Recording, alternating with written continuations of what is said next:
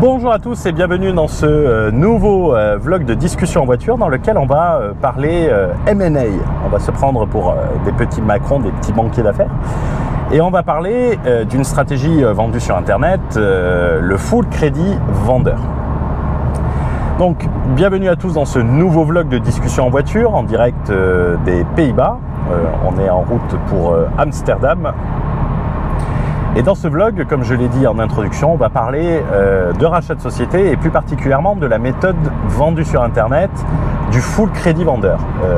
Si c'est quelque chose, si c'est du contenu auquel tu as été confronté, n'hésite pas à le mettre dans les commentaires, mais plus généralement de reprise d'entreprise et de stratégie de reprise d'entreprise. Avant de commencer, les rappels habituels, pense à t'abonner à la chaîne, pense à activer les notifications. On ne publie pas 36 000 shorts à la con sur la résilience, le mindset et tout ça, donc tu ne seras pas pollué de notifications inutiles. Tu seras alerté lorsque on publie du nouveau contenu. Mais au-delà de ça, ça te permet également de participer au live et participer au chat, d'avoir accès au chat lors des premières et des lives qui sont réservés aux gens qui sont abonnés. Tu pourras également nous rejoindre sur Discord, sur Telegram. Tous les liens se trouvent dans la description. Sur Telegram, nous sommes plus de 3400 membres pour du contenu exclusif que je partage uniquement sur Telegram. Et sur Discord, tu pourras échanger avec moi, avec la communauté, poser tes questions. Et tu as également des modérateurs, et je les salue au passage. Je remercie d'ailleurs pour la qualité de leur travail qu'ils font, Émile notamment, et petite dédicace particulière parce que ce sont pas des personnes trouvées sur 5euros.com, ce sont des personnes qui sont des clients de programmes, notamment Émile. Il a été client du Mastermind PNL qu'il a acheté. Il a été client de Borderless Entrepreneur sur lequel il s'est expatrié. Il est client également de Patrimoine Exponentiel sur les stratégies immobilières. Donc c'est quelqu'un qui a acheté ces programmes, qui a consommé ces programmes et qui applique les techniques. Donc c'est pour moi important de le préciser, ce n'est pas de simples modérateurs lambda. Également, je vais te mettre en contenu additionnel si le rachat de société ça t'intéresse. C'était un interview en privé qu'on avait fait avec quelqu'un qui avait cédé son entreprise, Cédric de la chaîne Youmento, que je salue au passage, qui a vendu plusieurs de ses sociétés et qui te partage toute son expérience dans la cession des sociétés, mais de l'intérieur, pour te permettre de te rendre compte de comment ça se passe, les problématiques qui peuvent apparaître, les difficultés qui sont apparues et qu'il n'imaginait pas, et il te partage ça dans la plus grande des transparences.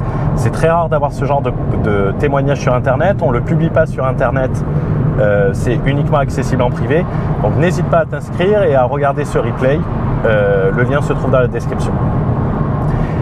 Et pour faire une transition plus ou moins correcte, même si on est en voiture, et je tiens à préciser, les discussions en voiture, c'est comme si tu étais sur le siège passager de la voiture, donc on privilégie l'authenticité au script. Il est possible d'avoir des j'en fais, j'ai envie de me foutre des claques à moi-même quand je les entends, mais quelquefois tu peux avoir des hésitations, tu peux avoir des blancs. Le but du vlog, c'est d'être partagé en un seul morceau et de ne pas avoir d'édition et de post-édition, déjà d'un côté pratico-pratique, mais également pour favoriser cette authenticité. Disclaimer également, jusqu'à preuve du contraire, ce n'est pas une chaîne qui est intitulée AH Auto-École et Conduite éco-citoyenne. Donc les réflexions par rapport aux possibles ou éventuelles erreurs de conduite ou infractions au code de la route, qui ne seront pas le cas parce qu'il y a du monde, sont pas les bienvenus parce que ça sert à rien et c'est totalement inutile. Également, si tu veux de la valeur complémentaire, notamment en matière de rachat d'entreprise, n'hésite pas à t'abonner au podcast 10 millions que je co-anime avec Fouad Berlin. Dans ce podcast, les premiers épisodes vont arriver. On va te partager au fil du temps toute une opération de rachat de société de plusieurs millions d'euros Donc la partie, là on était sur la partie identification de cible, prise de contact. On va voir les prochaines étapes, négociation, financement et tout ça, ça va être partagé en totale transparence. Ça sera partagé également sur la chaîne, mais n'hésite pas à t'abonner au podcast d'IM. Tu as déjà un épisode sur la phase de recherche, les difficultés qui ont été rencontrées, les avantages, les inconvénients et du pur opérationnel si le rachat société t'intéresse. J'ai découpé ce vlog en plusieurs parties, ou je vais tenter de le découper en plusieurs parties. Dans une première partie, j'aimerais te parler du concept développé sur Internet de stratégie full crédit vendeur et pourquoi je considère que ce n'est pas une stratégie optimale. Je dis bien stratégie optimale dans le cadre d'un enrichissement massif. Je vais te parler de mon parcours avant d'arriver sur Internet parce que c'est important. J'aime pas parler de moi, mais c'est indispensable. On va laisser les flics passer. Ah, c'est bon. Parce que j'ai un GoPro, je me demande. Je sais pas si c'est interdit de rouler. Donc avec une GoPro, elle est devant moi, donc pour avoir vraiment le sentiment que tu es avec moi dans la voiture.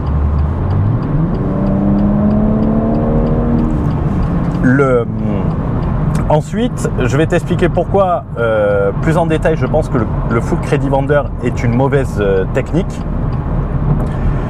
À l'exception, si tu veux racheter du kebab et du salon de coiffure comme stratégie de M&A, mais à ce moment-là, n'utilise pas ce terme s'il te plaît, je t'en conjure. Et en dernier, je vais essayer d'apporter de la nuance et je vais reprendre l'expression de Cédric dont je t'ai parlé précédemment, l'intelligence se trouve dans la nuance, pour dire à la limite à qui ce type de stratégie serait entièrement conseillé. Parlons maintenant du concept full crédit vendeur qui était vendu sur Internet, qui a été amené par un infopreneur. Ça a été importé d'une formation américaine qui s'appelle The Harbour Club, pour être en totale transparence. Comment je le sais? Parce que la personne qui a importé ce concept, j'avais un client qui était également client de cette formation et il me dit ça a été une traduction littérale avec quelques adaptations bien évidemment avec la législation locale. Il y a des flics qui arrivent. Donc vous remarquerez même en étant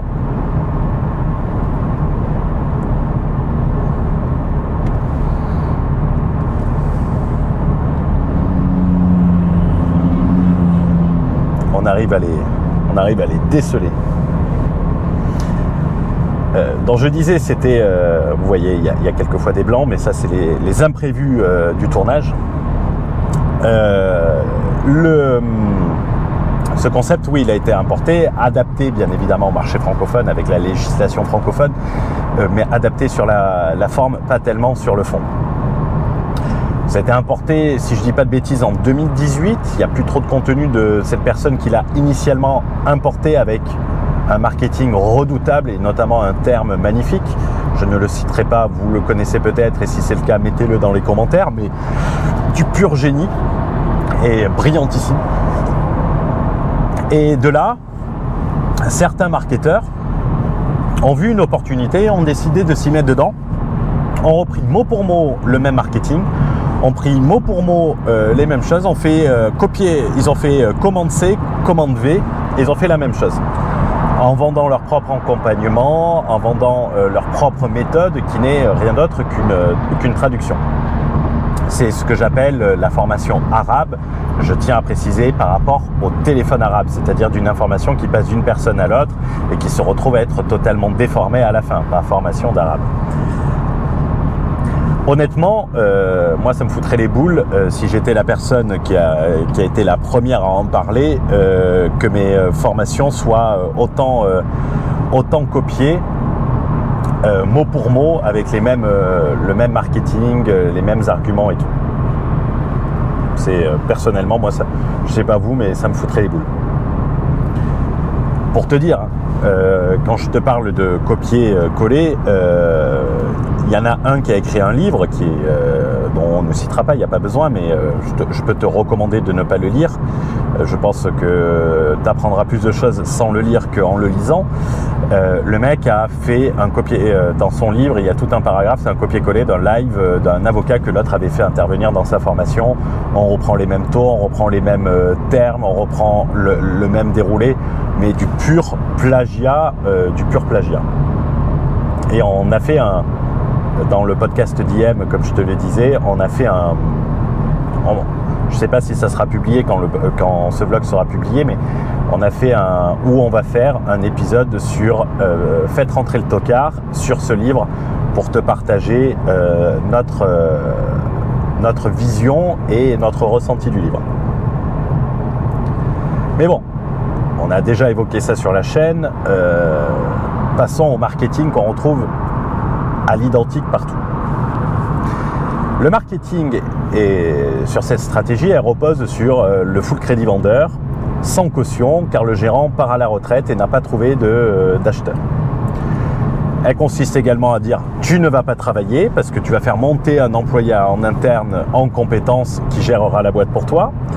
Et tu feras un zoom de 30 minutes par semaine pour mettre les process en place, suivre le développement et tu vas t'enrichir massivement. Et dans 2 ans, tu t'appelles Bernard Tapie bis. Ah, j'oubliais. Il faut mettre des process importants. Il y a de la stratégie quand même. Il faut mettre des process importants, mettre un Google Drive et un Slack et un groupe WhatsApp pour favoriser l'échange. Voilà à quoi se résume la stratégie. Mais sur le papier, on va pas se mentir, c'est alléchant. Ça va beaucoup plus parler à des gens que si tu dis t'as pas besoin de compétences, t'as pas besoin de savoir gérer une boîte et t'as pas besoin d'argent. Tu parles à beaucoup plus de gens que si je te dis oui, il va te falloir des compétences, oui, il va te falloir un minimum de capital, ou il va te falloir une compétence d'aller chercher ce capital. Mais bon, c'est la pratique internet, c'est le marketing qui veut ça. On reprend tout ça, tout ce marketing et on le retrouve en dupliqué sur plein de personnes.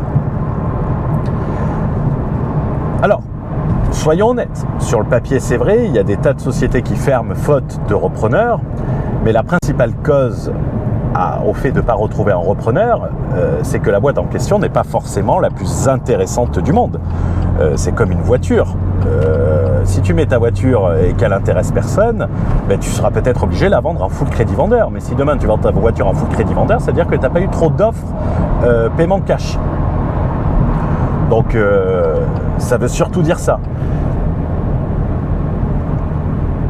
Donc on va se situer principalement sur des boîtes où c'est le gérant qui fait tout, où ça va être très difficile de le remplacer, encore plus difficile de faire monter quelqu'un en compétence, une gestion familiale, souvent avec la femme qui peut aider sur le côté, et qui n'est pas sur les fiches de salaire et qui n'apparaît pas dans la due deal, mais on va être sur de la petite boîte. Attention, et je tiens à le préciser, cela ne veut pas dire que ça ne fait pas de ces boîtes des boîtes non rentables et non intéressantes. C'est-à-dire que la marge de manœuvre est vraiment ridicule, voire très faible. Mais quelquefois, ça peut avoir un intérêt, sauf si tu es dans une stratégie particulière. Parce que, quoi qu'on dise, quand personne n'est prêt à sortir le chéquier, c'est la loi du marché. Hein. Si ta boîte elle est ultra intéressante, en fait, tu vas avoir des gens qui vont se battre pour sortir le chéquier. Mais marketingment parlant, il faut bien une raison à ça. Il faut bien le justifier. Dire que le gérant part à la retraite, on a l'impression qu'en fait, c'est pour ça que la plupart des sociétés ferment, même s'il y a beaucoup de sociétés qui ferment. Mais ça sonne comme une meilleure justification que dire que si demain on te dit reprendre une boîte d'un entrepreneur partant à la retraite qui n'arrive pas à refourguer sa boîte, limite le sida est plus facile à refiler à quelqu'un que sa boîte, tu comprends que tu vas acheter de la merde, quoi. Même une Lada trouverait un acheteur plus facilement. Salle des ordinateurs. Voilà, faut dire que nous sommes très présents sur le net. Hein. On va aller jeter un œil sur la commande.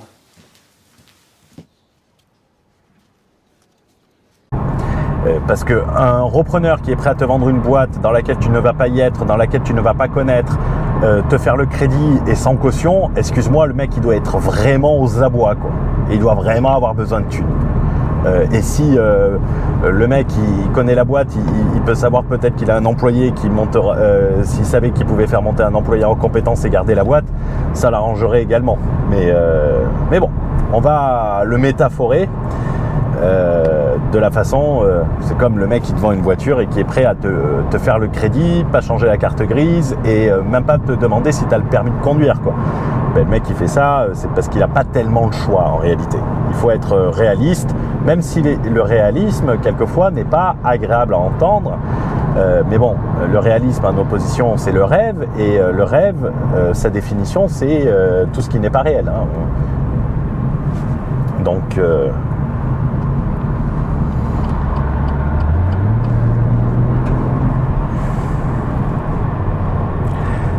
mais marketingment parlant, cela passe bien. Et il y a beaucoup de gens que ça intéresse. Il y a beaucoup de gens qui peuvent passer à l'action à travers ces stratégies. Je ne dis pas que c'est impossible. Je dis que c'est pas optimal. Je dis que c'est comme si demain tu veux faire une stratégie immobilière et que tu me parles, ouais, je vais faire une stratégie immobilière en rachetant, je veux devenir un mania de l'immobilier en rachetant des places de parking à 10 000 €. Mais avant de te faire 5 millions de capital, mon coco, tu vas rachète un parking Vinci, quoi. Avant de t'expliquer pourquoi je pense que c'est une mauvaise technique, laisse-moi te faire un petit rappel sur mon parcours antérieur. Parce que les gens peuvent se dire, ouais, tu parles sans savoir, t'as aucune crédibilité, ces gens-là sont passés à l'action. Enfin, le discours justifiant le déni de réalité quelquefois. Mais ce que j'ai en revanche, ce sont des compétences très particulières. Je les ai acquises au cours d'une très longue carrière et elles feront de moi un véritable cauchemar pour vous. Avant d'être sur YouTube, avant de faire ces vlogs en voiture, je travaillais dans un family office, un fonds d'investissement, mais qui n'avait pas de fonds extérieurs, qui avait que des fonds familiaux, qui étaient les fonds du patron du family office. Mon rôle était très simple, mon employeur achetait une société, et dès que c'était racheté, j'intégrais la société et mon poste était intégrateur ou restructuring officer, si tu le dis à l'anglais. On appelle ça un intégrateur. J'ai intégré au cours de ma carrière professionnelle 3 sociétés, une création et 2 rachats. Je suis intervenu en advisory, c'est-à-dire en conseil sur d'autres opérations, de tailles différentes. Et soyons clairs, et je ne veux pas paraître présomptueux ou orgueilleux en disant ça, hein. Je déteste parler de moi et je ne parle jamais de moi sur la chaîne. Pour les gens qui suivent le savent. Si on additionne tous les dossiers sur lesquels je suis intervenu, on parle en centaines de millions d'euros. D'accord ? Alors, toi, ça va te paraître énorme, mais en global et sur la période de temps, c'est pas non plus énorme. C'est énorme en opérationnel, mais pas en conseil. Si tu prends, à titre d'exemple, un avocat d'affaires ou un banquier d'affaires, il doit traiter ça en 3 mois, quoi, pas en plusieurs années. Mais lui n'est que sur le conseil, il ne rentre pas dans la boîte en opérationnel. Je déteste ce genre d'exercice, mais il était nécessaire de le faire pour le plus de transparence possible et pour également pondérer et accentuer la valeur du conseil que je vais te donner. C'est important de le dire. J'ai pas découvert ça en lisant des livres, j'ai pas découvert ça en copiant la formation de quelqu'un, je n'ai pas découvert ça en lisant une page marketing, j'ai découvert ça en étant sur le terrain et en le faisant à très, j'allais dire haut niveau, mais ça fait présomptueux, mais à très haute intensité, on va dire. Alors, pourquoi je pense que c'est une mauvaise stratégie ? Et je vais te l'expliquer très facilement. D'un point de vue capitalistique, ça veut dire création d'un capital, enrichissement, tout ça. Je pense que c'est une très mauvaise technique, car on peut faire le parallèle avec l'immobilier comme je l'ai fait. Si ton but en immobilier est d'avoir 2 studios en LMNP, ben à ce moment-là, tu ne te prétends pas investisseur. Tu ne te prétends pas investisseur, mais quand les gens te parlent, ces gens-là qui t'enseignent ça, ils ont pour but de faire des billions de dollars compagnie, ils ont des objectifs à 400 millions d'euros. Ben, réfléchis combien tu dois racheter société à 400 000 euros de valorisation pour faire 400 millions d'euros. À la limite, si leur truc était là, ouais, je veux juste me faire une petite retraite confortable et me faire un complément de revenu, je te dirais oui, cette méthode est excellente parce qu'elle est cohérente avec ton ambition. Mais on est sur une chaîne d'entrepreneurs ambitieux, on est sur des podcasts qui s'appellent 10 millions d'euros, donc on n'est pas là pour parler niveau RSA et tout ça.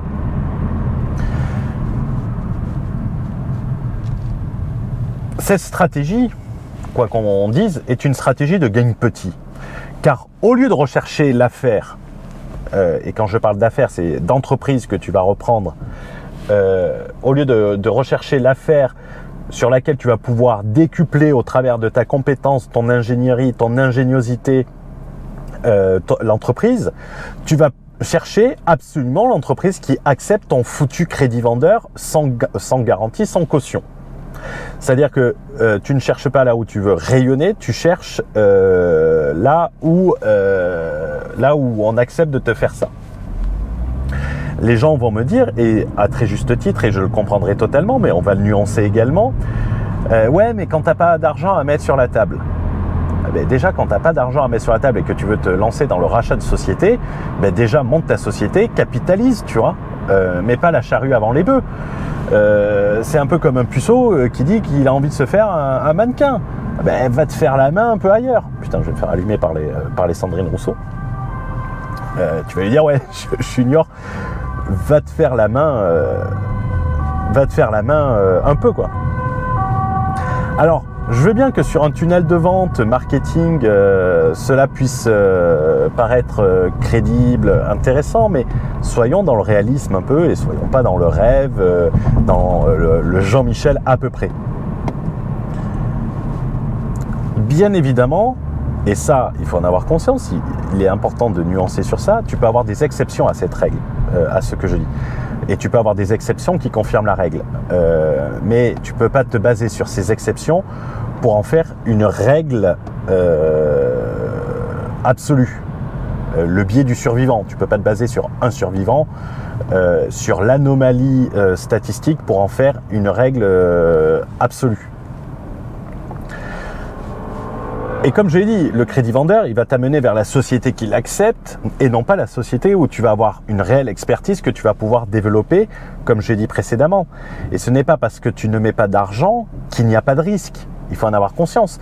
Couler une boîte, ça peut te revenir cher. Tu as la notion de faillite personnelle qui peut faire péter, la responsabilité limitée. Tu peux te taper une interdiction de gérer qui met un game over.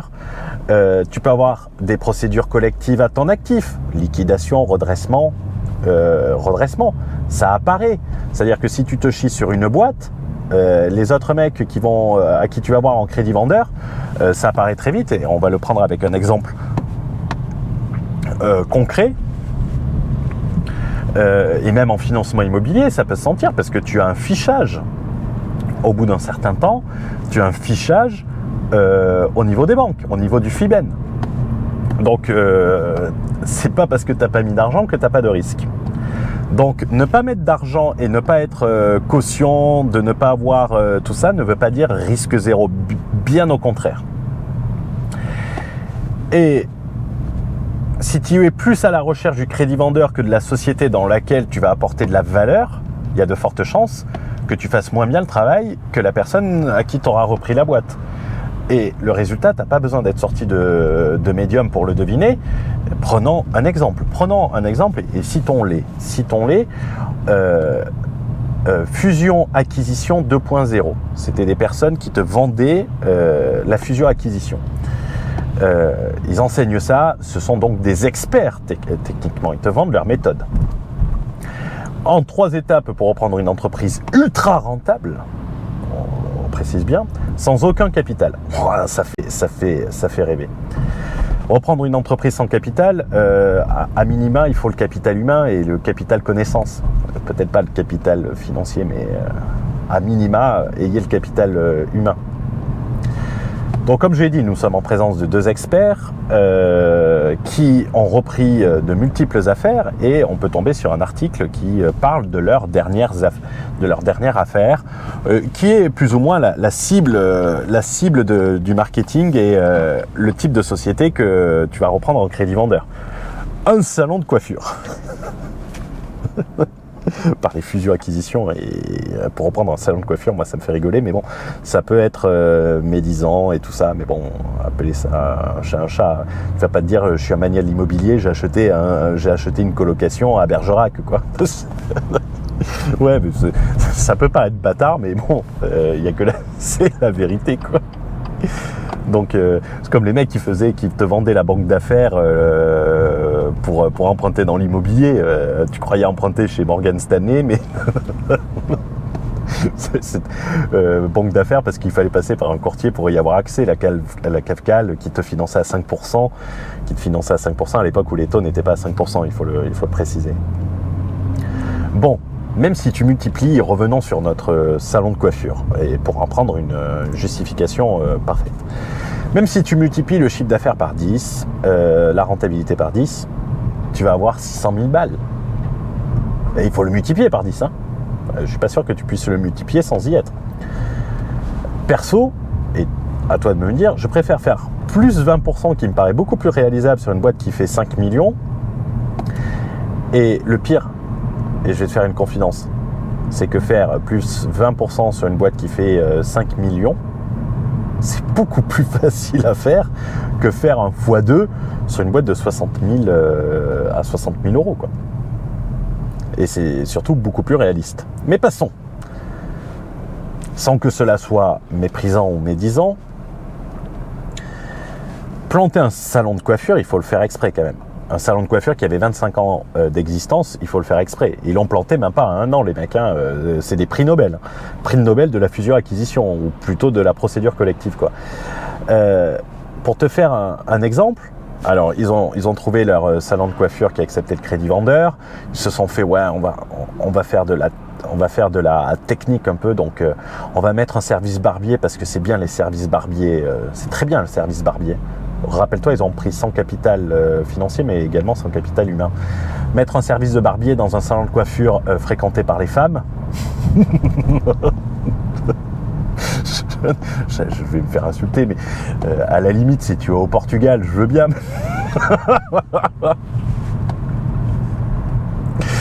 Mais si... Pardon. Mettre un service barbier dans un salon de coiffure fréquenté par les femmes, il faut pas se douter que ça va pas faire ça va faire un vrai succès. Après, qu'est-ce qu'on fait? On baisse la masse salariale, une bonne vision finie, tu vois, bonne vision court-termiste. On va prendre que des apprentis parce qu'on a des primes et qu'on les paye qui nous reviennent à rien. Ils ont repris des apprentis, ils savaient sans doute pas, je sais pas s'ils ont recruté dans un CAP tourneur-fraiseur, mais en tout cas, visiblement, ils ont coulé la boîte assez rapidement. Donc ils ont fait fuir les clients et ils ont fait fuir les clients féminins et après en mettant des apprentis, ils ont fait fuir les clients masculins. Oh putain, c'est une masterclass ce truc. Il y a un article, j'invente rien, je suis tombé sur l'article, donc bon.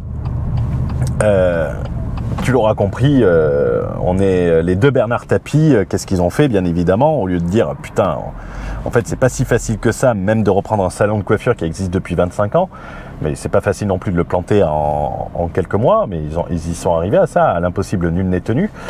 Ils ont commencé à accuser l'ancien propriétaire d'avoir caché des stocks périmés. Alors, je sais pas si les shampoings ça périme, je sais pas, peut-être qu'ils ont cru qu'ils reprenaient un supermarché.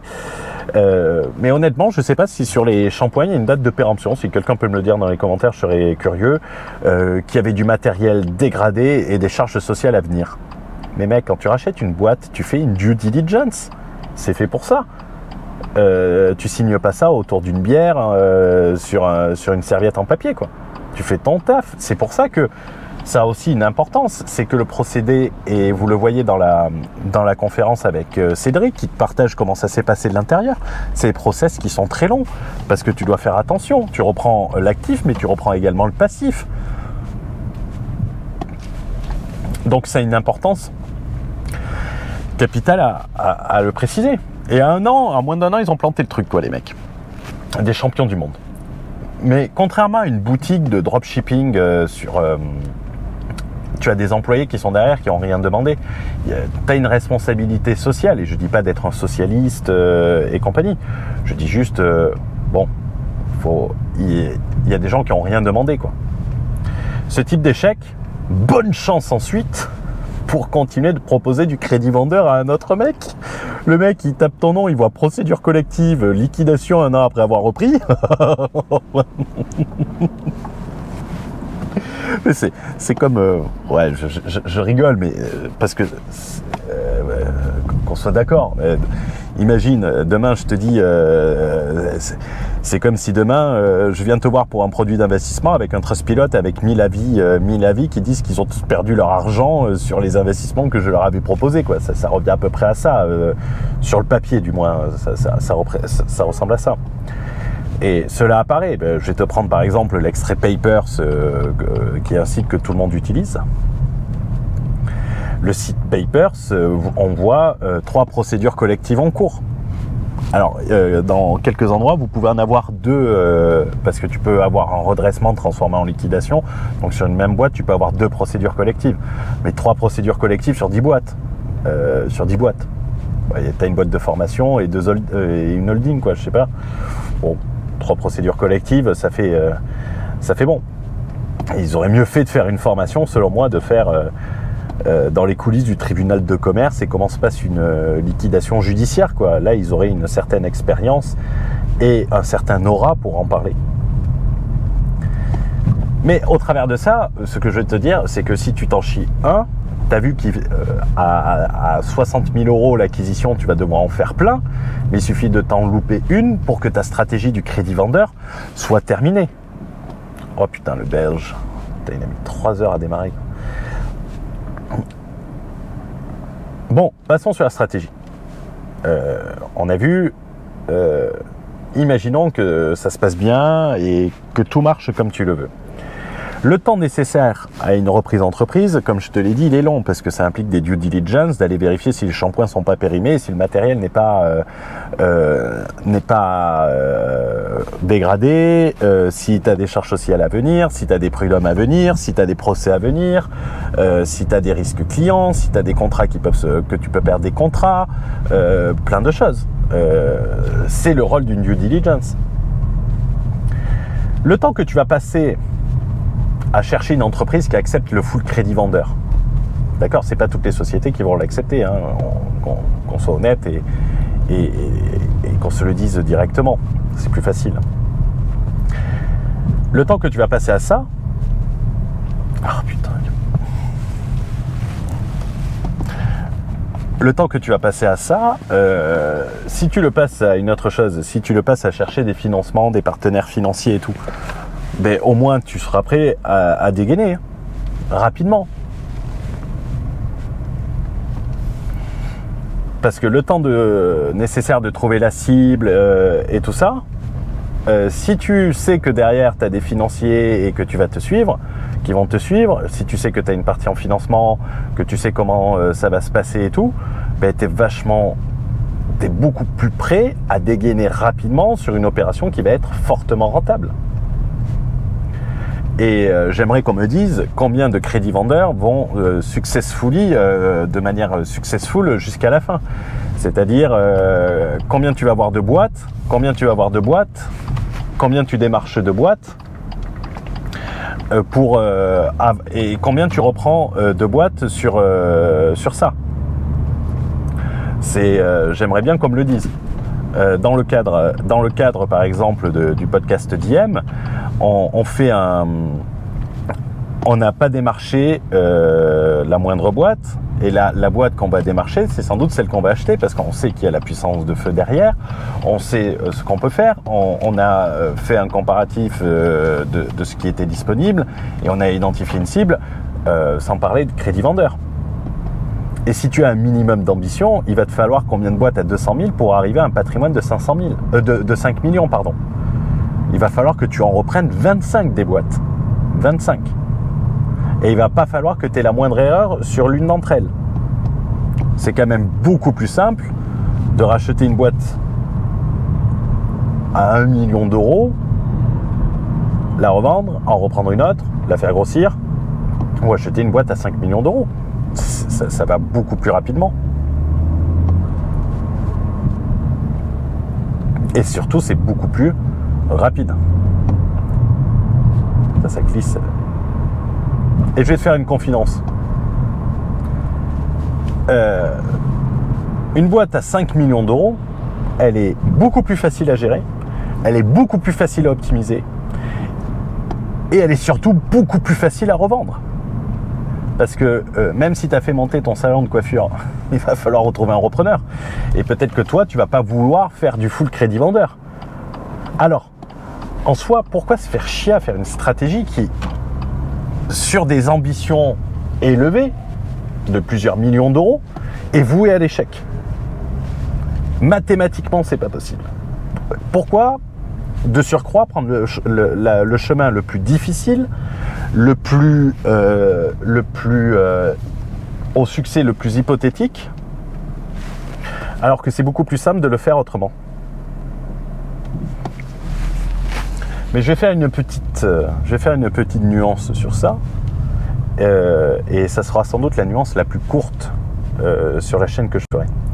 Pour quelqu'un qui n'est pas entrepreneur, qui est employé de la société, qui connaît la boîte, je conçois que cette stratégie soit une excellente stratégie. Putain, c'est le gang des Range Rover ici.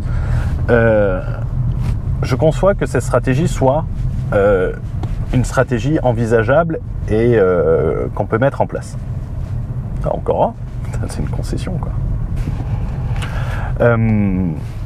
Cependant, si tu as une ambition haute, il faut l'ignorer dès le départ. Il n'est de si bonne compagnie qu'il ne se quitte, donc il va être temps pour moi de conclure de conclure sur cette vidéo. Et après cette nuance la plus courte possible, c'était pour la forme, hein, je tiens à le préciser. J'espère que ce que je t'ai partagé, tu as pu comprendre que, même si quelquefois le ton est un peu... on plaisante un peu, mais bon, on vaut mieux en rigoler qu'en pleurer, que j'aurais pu t'apporter de la valeur et surtout de la nuance et du recul, en fait, de prendre du recul un peu sur ces solutions qui paraissent magnifiques, hein, sur le papier elles sont magnifiques, mais dès que tu les confrontes au réel, ça va te faire bizarre. Mais si tu ne me crois pas, essaye, fais-le. La reprise sans caution, sans apport, sans prêt bancaire, sur le papier, cela sonne génial. Mais c'est normal, c'est fait pour ça. Parce que vous êtes beaucoup plus... il y a beaucoup plus de gens à ne pas avoir de compétences, pas d'argent et aucune connaissance que des gens qui ont de l'argent et la compétence. Et pensez que ces gens, avant de vous vendre une méthode qui fonctionne, ils vous vendent un programme de formation. Donc il vaut mieux qu'ils vendent à 1000 personnes une formation en les faisant rêver qu'à 10 personnes une formation.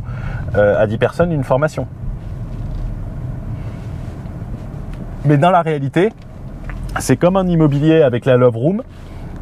C'est bien en période de fête, c'est beaucoup moins bien en période creuse. Or que sur le papier, quand on te parle de rendement, de cash flow et tout, tu as forcément envie de faire une Love Room. À la même manière de l'immobilier, vivre du cash flow, ça fait rêver. Cela sonne bien, cela paraît crédible. Avec un peu de marketing, c'est bien, mais pensez que les gens qui vous vendent ça, c'est pas des chasseurs immobiliers, donc leur but c'est pas que vous achetiez le maximum, le but c'est que vous achetiez le maximum de formation. Mais dans la réalité, lorsque vous posez les chiffres et que vous prenez un peu de recul, c'est beaucoup moins intéressant et beaucoup moins réaliste. Il est beaucoup plus facile de faire rêver aujourd'hui sur Internet et faire rêver des gens qui vont acheter par pas désespoir, mais par rêve, une formation que donner les clés de quelque chose qui fonctionne, mais qui sont malheureusement réservées à une petite tranche de la population. Alors, c'est un plaisir que j'ai moi sur cette chaîne, c'est d'avoir une communauté éduquée et avancée par rapport à de nombreuses chaînes. On n'est pas là, on n'est pas des rêveurs qui viennent voir des Rolex ou des... je sais pas, j'offre 500 balles à un mec dans la rue, tiens je vais lui faire. Est-ce que tu veux 500 balles? Ben non, il a pas voulu, merde.